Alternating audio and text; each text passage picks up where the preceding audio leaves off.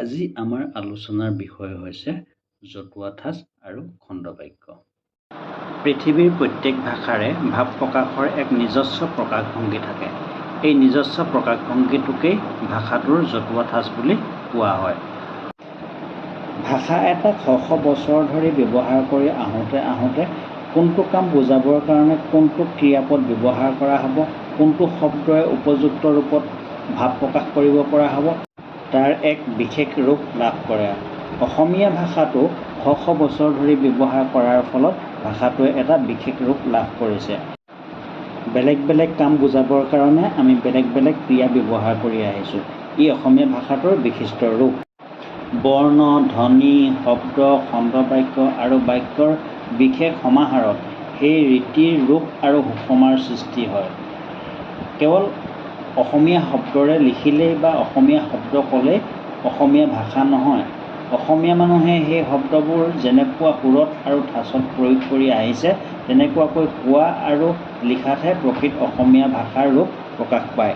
ইয়ে অসমীয়া ভাষাৰ জতুৱা ৰূপ। ভাত ৰান্ধে, ধান বানে, কাপোৰ বয়, ভাগৰ পেলায়, কোৰ মাৰে, আঁঠুৱা তৰে, খৰাহী সাজে আদি হৈছে অসমীয়া ভাষাৰ জতুৱা ৰূপ। এই জতুৱা ৰূপ প্ৰকাশক শব্দ একোটাৰ ঠাইত যদি একে অৰ্থবোধক বেলেগ শব্দ প্ৰয়োগ কৰা হয় তেতিয়া ভাষাটোৰ সৌন্দৰ্য নোহোৱা হ'ব। ভাত ৰান্ধে, চাউল সিজাই বা চাউল বহাই বুলি ক'লে যি সৌন্দৰ্য থাকিব, ভাত বনাই বুলি ক'লে সেই সৌন্দৰ্য বা অসমীয়া ভাষাৰ কালিকা প্ৰকাশক শক্তিটো নোহোৱা হৈ যাব। আজিকালি অসমীয়া ভাষাত সকলোতে বনাই ক্ৰিয়াৰ ব্যৱহাৰ দেখিবলৈ পোৱা যায়। ই অসমীয়া ভাষাৰ জতুৱা ৰূপটো নষ্ট কৰিছে। আমি কোৱা শুনিবলৈ পাওঁ, ভাত বনাই, ঘৰ বনাই, খৰাহী বনাই, কাপোৰ বনাই আৰু শেহতীয়াকৈ আমি চেলুনত গৈ দাড়ি বনাওঁ, চুলি বনাওঁ ইত্যাদি ধৰণে ক'বলৈ ধৰিলোঁ। আচলতে প্ৰকৃত জতুৱা ৰূপ প্ৰকাশক ক্ৰিয়া হৈছে চুলি কটাওঁ, দাড়ি খুৰাওঁ, ঘৰ বন্ধাওঁ, খৰাহী সাজোঁ ইত্যাদি। জতুৱা ঠাঁচ শিকাৰ কোনো নিৰ্দিষ্ট নিয়ম নাই। ব্যাকৰণ বা অভিধান পঢ়ি ইয়াক শিকিব নোৱাৰি।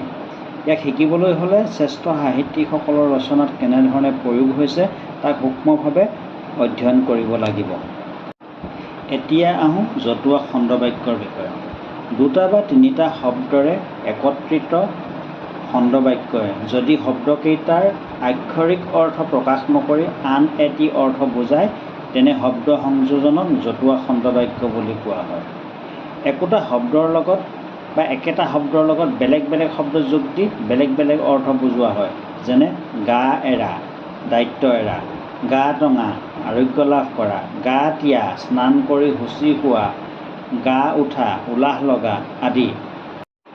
দেখা গ'ল যে গা শব্দটোৰ লগত বেলেগ বেলেগ অৰ্থ প্ৰকাশৰ বাবে বেলেগ বেলেগ শব্দ সংযোগ কৰা হৈছে। এইধৰণে একেটা শব্দৰ লগত বেলেগ বেলেগ অৰ্থ প্ৰকাশৰ বাবে বেলেগ বেলেগ শব্দ সংযোগ কৰি বেলেগ বেলেগ অৰ্থ উলিওৱা হয় আৰু বিভিন্ন ক্ষেত্ৰত ইয়াক ব্যৱহাৰ কৰা হয়। মন কৰিবলগীয়া যে জতুৱা খণ্ডবাক্য গঠন হোৱা যিকোনো এটা শব্দৰ ঠাইত সমাৰ্থক আন এটা শব্দ ব্যৱহাৰ কৰিলে জতুৱা অৰ্থটো প্ৰকাশ কৰিব নোৱাৰে। একোটা ভাষা শ বছৰীয়া বিকাশ যাত্ৰাত এই বিশেষ অৰ্থবোধক জতুৱা খণ্ডবাক্যবোৰে গঢ় লয়। অসমীয়া ভাষাৰ জতুৱা খণ্ডবাক্যবোৰ বহু বছৰীয়া অভিজ্ঞতা আৰু ব্যৱহাৰৰ ফচল। অসমীয়া ভাষাটো শুদ্ধ ব্যৱহাৰ আৰু প্ৰায়োগিক শিক্ষাৰ বাবে সাধাৰণতে জতুৱা খণ্ডবাক্যৰ প্ৰয়োগ কৰি বাক্য ৰচনা কৰিবলৈ দিয়া হয়। জতুৱা খণ্ডবাক্য প্ৰয়োগেৰে বাক্য ৰচনা কৰিবলৈ হ'লে উপযুক্ত প্ৰসংগ উল্লেখ কৰি ল'ব লাগিব। উপযুক্ত প্ৰসংগ উল্লেখ নকৰাকৈ বাক্য ৰচনা কৰিলে জতুৱা ঠাঁচৰ উপযুক্ত প্ৰয়োগ হোৱা বুলি ক'ব নোৱাৰি। উপযুক্ত প্ৰসংগৰ সংগতি ৰক্ষা কৰিব পাৰিলেহে জতুৱা খণ্ডবাক্যটোৰ অন্তৰ্নিহিত অৰ্থ স্পষ্ট ৰূপত প্ৰকাশ পায়। উদাহৰণস্বৰূপে নলগা জেঙত লগা জতুৱা খণ্ডবাক্যটোৰে বাক্য ৰচনা কৰিবলৈ হ'লে আমি দুই ধৰণে কৰিব পাৰোঁ। নলগা জেঙত লগা জতুৱা খণ্ডবাক্যটোৰ অৰ্থ হৈছে অযথা দায়িত্ব লোৱা বা অপ্ৰয়োজনীয় বিতৰ্কত সোমোৱা। প্ৰথম বাক্যটো হৈছে যদুৱে নলগা জেঙত লাগি ভাল পায়। ইয়াত নলগা জেঙত লগা খণ্ডবাক্যটোৰ অৰ্থ স্পষ্ট হোৱা নাই। কিন্তু তাৰ সলনি যদি আমি এনেধৰণে কওঁ যে নলগা জেঙত লাগি বিপদত পৰাতকৈ ঘৰতে শুই থকাই ভাল, তেতিয়া নলগা জেঙত লগা খণ্ডবাক্যটোৰ অৰ্থ স্পষ্ট হ'ব। অৰ্থাৎ দুয়ো ক্ষেত্ৰতে বাক্যটো শুদ্ধ হৈছে যদিও পিছৰটোৰ ক্ষেত্ৰতহে জতুৱা খণ্ডবাক্যটোৰ অন্তৰ্নিহিত অৰ্থ স্পষ্ট ৰূপত প্ৰকাশ পাইছে। সচৰাচৰ ব্যৱহাৰ হৈ থকা কেইটামান জতুৱা খণ্ডবাক্যৰ প্ৰয়োগ ইয়াত উদাহৰণসহ দেখুৱাবলৈ যত্ন কৰা হৈছে। অলপ ধতুৱা, তাৰ অৰ্থ ভয়াতুৰ। অলপ ধতুৱা মানুহে ছাঁটোকে বাঘ বুলি ভয় কৰে। আকুৰ গোজ, একেটা কথাতে লাগি থকা, নিজৰ মততে আকুৰ গোজ হৈ নাথাকি আনৰ মতামতো বিবেচনা কৰাটো মুকলি মনৰ পৰিচায়ক। আলাসৰ লাৰু, অতি মৰমৰ। আলাসৰ লাৰু সদৃশ একমাত্ৰ জীয়েকজনী এঘৰলৈ উলিয়াই দি মাক দেউতাক দুখত ম্ৰিয়মান হৈ পৰিছে। 19ত বা বলা, আনন্দত চঞ্চল হোৱা। নাতিনীয়েকৰ বিয়াৰ খবৰ পাই আইতাক 19ত বা বলাই ফুৰিছে। কাহ পৰি জিন-জা, সম্পূৰ্ণ নিস্তব্ধ হোৱা। বক্তৃতা ৰসাল আৰু উপস্থাপন আকৰ্ষণীয় হ'লে জনসমাগমপূৰ্ণ সভা কাহ পৰি জিন যায়। খাই পাত ফলা, অশলাগী।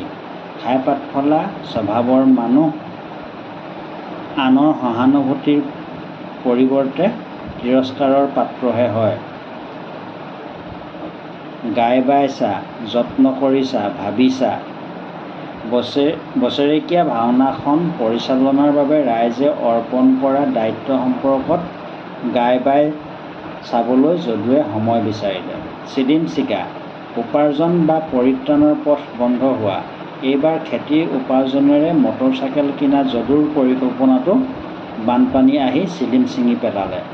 জয়দেউ কাকতি, একান্তচিত্তে খাটনি কৰা, কাতৰ প্ৰাৰ্থনা কৰা। মহিলাগৰাকীয়ে জয়দেউ কাকতি কৰাৰ পাছতো দুষ্কৃতিকাৰীহঁতে কৰ্ণপাত নকৰি তাইৰ ওপৰত অত্যাচাৰ কৰিহে এৰিলে। কাণে কাণ মাৰি কোনোমতে ভালদৰে পঢ়া শুনা নকৰা বাবে ৰীতাই কাণে কাণ মাৰিহে পৰীক্ষাত পাছ কৰিছে। হাত উজান দিয়া, কামত সহায় কৰা। বৰমইনাৰ বিয়াখনত ওচৰ চুবুৰীয়া সকলোৱে হাত উজান দিয়াত ধুমধামেৰে সম্পন্ন হৈ গ'ল।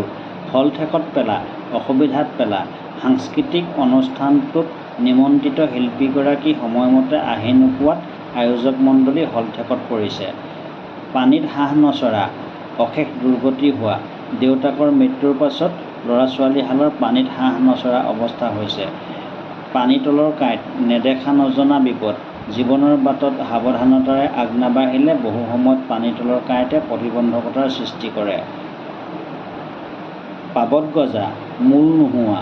বৰ্তমানৰ ৰাজনীতিত এচাম পাবত গজা নেতাৰ টুলুঙা কথাত সাধাৰণ ৰাইজ দিশহাৰা হৈ পৰিছে।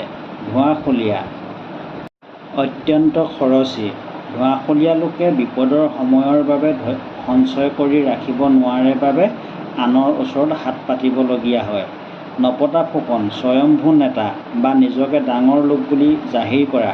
আজিকালি এচাম নপতা ফুকনৰ প্ৰবঞ্চনাত অশিক্ষিত বাদেই শিক্ষিত কিছুমানো সৰ্বশ্ৰান্ত হ'বলগীয়া হৈছে। বগলী ভকত, বাহিৰে সাধু ভিতৰি দুষ্ট। বগলী ভকত স্বভাৱৰ লোকৰ বাহ্যিকতাত ভুল গৈ বন্ধুত্ব গঢ়িলে বিপদত পৰিবলগীয়া হয়। চুকৰ ভেকুলী, বাহিৰৰ জগতৰ ভু নোপোৱা। টেট পৰীক্ষা দি ৰাজুৱে ঘৰতে চুকৰ ভেকুলী হৈ থকা বাবে ফলাফলৰ খবৰেই নেপালে। এইদৰে উপযুক্ত প্ৰসংগ দেখুৱাই তাৰ লগত সংগতি ৰক্ষা কৰি জতুৱা খণ্ডবাক্যৰে বাক্য ৰচনা কৰিলেহে জতুৱা খণ্ডবাক্যৰ সুপ্ৰয়োগ হৈছে বুলি কোৱা হয়।